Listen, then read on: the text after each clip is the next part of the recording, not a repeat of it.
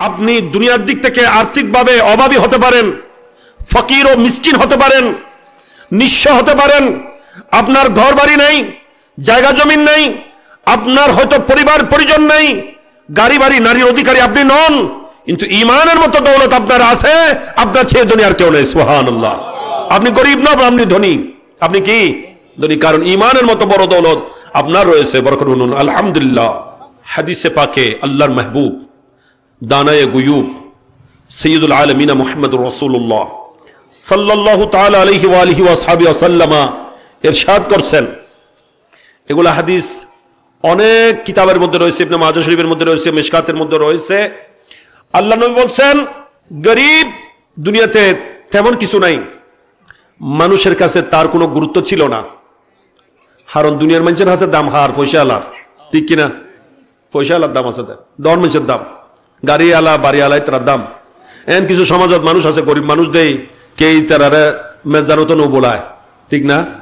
দাওয়াত ন দেয়, গরত দৌড়ত গেলে কি করে তারা দেয়, দূরে দেয়, জগুজ। কিন্তু এরা এমন, এরা দিনদার, এদের অন্তরে ঈমান আছে, এরা শুকর গুজার, ধৈর্যশীল, সাবির। আল্লাহর কাছে এরা প্রিয়, আল্লাহর কাছে এরা প্রিয়। আমার নবী বলছেন, তারা জান্নাতে ধনী লোকদের 500 বছর আগে জান্নাতে গিয়ে জান্নাতের নাজ নিয়ামত ভোগ করতে থাকবেন। বরকত সুবহানাল্লাহ। জান্নাতের কি করতে থাকবেন? নাজ নিয়ামত ভোগ করতে থাকবেন। ধনীরা এখনো হাসরের মাঠে 12 সূর্যের তাপের মধ্যে, প্রচন্ড গরমের মধ্যে মাথার মগজ যখন গরম পানির মতো সিদ্ধ হতে থাকবে, ঘামের স্রোত হবে, সেখানে দাঁড়িয়ে থাকবে, সেখানে হতভম্ব হয়ে অপেক্ষামান থাকবে, বিচারের অপেক্ষায়। জানে না, এখনো জানে না কি জান্নাত পাবে বিচারের পরে নাকি জাহান্নাম পাবে, কোথায় ঠিকানা হবে এখনো জানে না, সেই অপেক্ষায় বিচলিত অবস্থায় থাকবে। এর আগে 500 বছর আগ থেকে জান্নাতে গিয়ে নাজ নিয়ামত ভোগ করতে থাকবে, আরাম লাভ করতে থাকবে। কারা?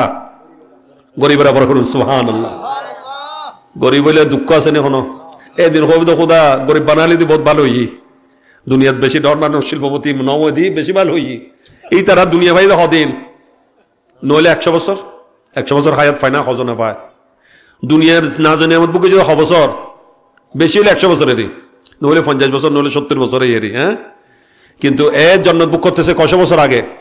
500 বছর। আর জান্নাতের সাথে দুনিয়ার কোনো তুলনা হবে? বুখারী শরীফের হাদিস, আল্লাহর মাহবুব সরকার দু আলম আরওয়াহুনা ফিদা সাল্লাল্লাহু তাআলা আলাইহি ওয়া আলিহি ওয়া আসহাবিহি ওয়া বারাকা ওয়া সাল্লাম ইরশাদ করছেন যে জান্নাতের একটা বেত রাখার জায়গা। কি? চাবুক। চাবুক মানে গোড়ারে মারাতে চাবুক, এই বেশি লম্বা নয়, বেশি তো বেশি একা তো বুঝে এতর্গ চাবুক জান্নাতের জায়গা, তোর জায়গা, হত জায়গা, চাবুক রাইবের মতো একখান জায়গা। ধরুন না ফুট 1.5 ফুট 1 ইঞ্চি ফাঁস, বেশি হলে 1 ইঞ্চি 1 ইঞ্চি তোর কম।